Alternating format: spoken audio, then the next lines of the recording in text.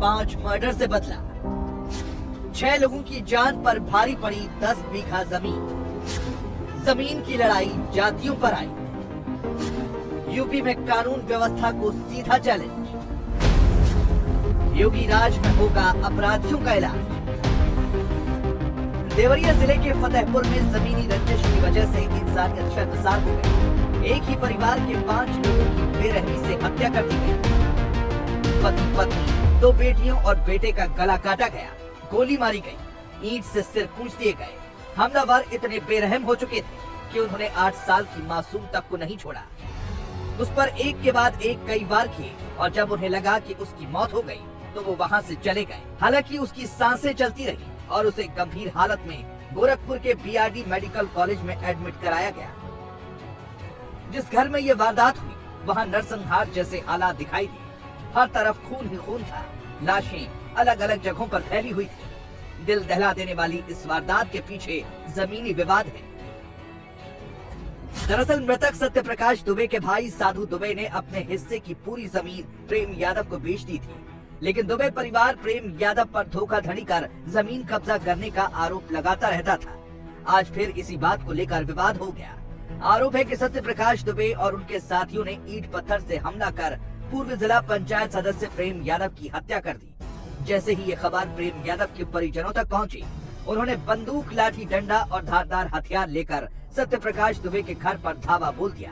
घर में घुसते ही उनके सामने जो आया उसकी हत्या कर दी। ग्रामीणों की माने तो हमलावर वहशी हो चुके थे। उन्होंने बच्चों, महिलाओं और बच्चियों तक को नहीं बख्शा। सबसे पहले सत्य प्रकाश दुबे ने हमलावरों को रोकने की कोशिश की तो उनको गोली मारी, फिर उन पर गड़ासे से वार किए। सत्य प्रकाश को बचाने आई उनकी पत्नी पर भी हमलावर टूट पड़े, उसका गला काट दिया। इसके बाद हमलावरों ने सत्य प्रकाश की बेटी सलोनी को गोली मारी और चाकू से वार किए। फिर 10 साल की बेटी नंदनी और 15 साल के बेटे गांधी को भी मार डाला। सबसे आखिर में 8 साल के बेटे पर हमला किया, उस पर कई वार किए। घर में कुल 6 लोग मौजूद थे। 5 की हत्या कर दी गई, जबकि एक अस्पताल में जिंदगी और मौत से जूझ रहा है। आरोपी वारदात को अंजाम देने के बाद फरार हो गए। जैसे ही इस हत्याकांड की खबर आई, पुलिस और प्रशासन अमला एक्टिव हो गया। हालात बिगड़ता देख पीएससी की 2 कंपनियां भी बुलाई गई। प्रमुख सचिव गृह संजय प्रसाद और स्पेशल डीजी प्रशांत कुमार ने मोर्चा संभाल लिया। जो प्रथम दृष्टया जो हमें जानकारी मिली है वो ये है कि ये आपसी रंजिश में की वजह से ये घटना हुई है। एक पक्ष जो है वो अपनी बात को लेकर के यहाँ आए थे सुबह, उनके पहले वो एक घटना हुई और उसके बाद उसके रिएक्शन में दूसरी घटना को अंजाम दिया गया, जिसमें कुल अभी तक 6 लोगों की डेथ हुई है। तो ये दुबे जी जिनके घर पे हम लोग खड़े हैं अभी यहाँ पे, उनके एक भाई हैं और उनके भाई ने अपने हिस्से की जमीन एक सज्जन जो दूसरे पूर्वे में रहते हैं उनको बेची थी और उसको लेकर के शायद जो दुबे जी का परिवार है वो उसने कुछ आरोप लगाए थे दूसरे पक्ष पे कि उन्होंने उनके भाई को बहला फुसला करके उस जमीन को अपने पक्ष में कराया है। और लेकिन उसमें जो भी कानूनी कार्रवाई थी वो काफी समय से चल रही थी और उसको लेकर के इनके बीच में थोड़ा तनाव था। जिन लोगों ने यहाँ किसी के घर पे चढ़ के कानून को अपने हाथ में लिया है, उसके विरुद्ध भी कठोर कार्रवाई की जाएगी। वर्तमान में गांव में 2 कंपनी पीएससी तैनात कर दी गई है और यहाँ सभी वरिष्ठ अधिकारी स्वयं मौजूद हैं।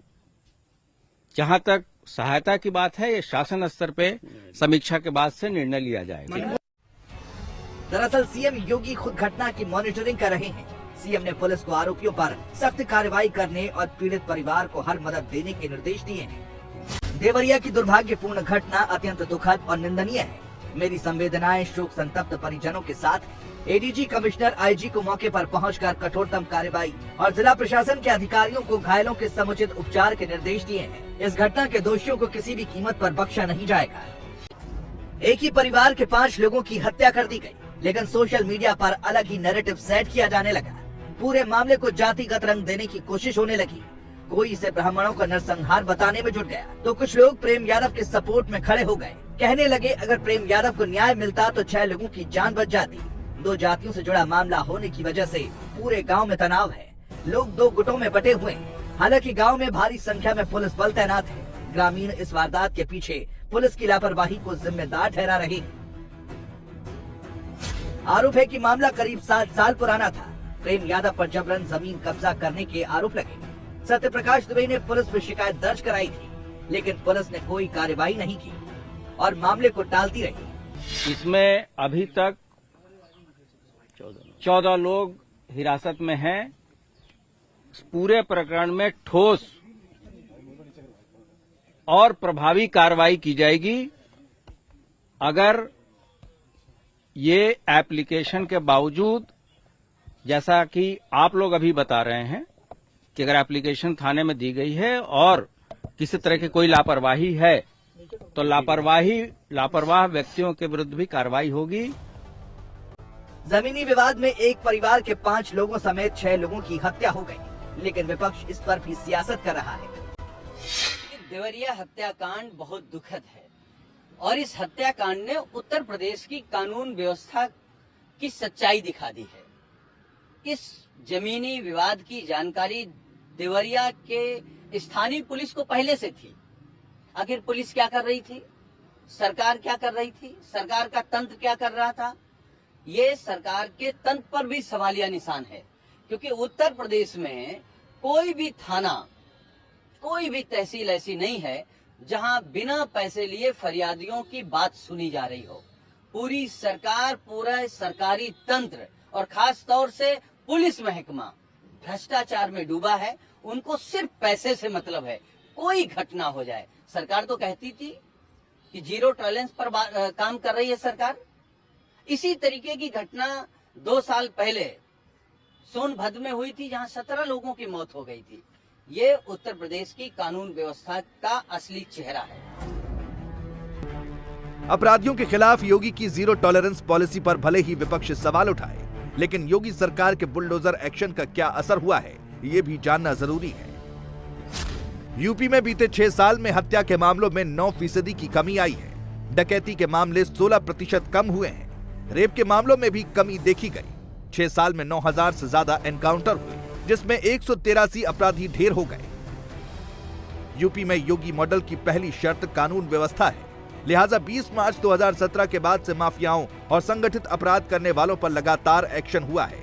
माफिया खुद जेल जाने को तैयार है। अवैध कब्जे वाली जमीनों पर गरीबों के लिए आशियाने बनाए जा रहे हैं। देवरिया के आरोपी फिलहाल फरार हैं, लेकिन जल्द ही उन्हें किए अपराधों के लिए कानून का सामना करना पड़ेगा।